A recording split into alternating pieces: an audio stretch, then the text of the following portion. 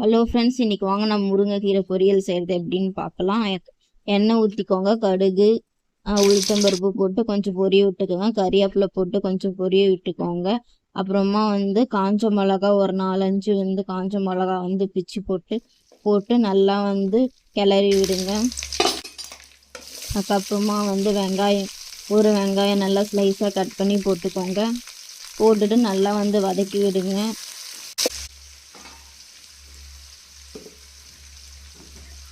நல்லா வதக்கி விட்டுட்டே இருங்க.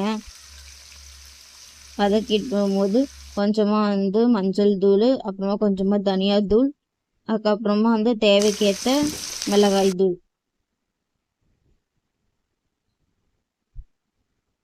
போட்டுட்டு நல்லா வதக்கி விடுங்க. நல்லா வதக்கி விடுங்க. நான் ஆல்ரெடியே நான் குக்கரில் பருப்பும் கீரையும் வேக வச்சு எடுத்து வச்சுருக்கேன். அதை நான் போட்டுடுறேன்.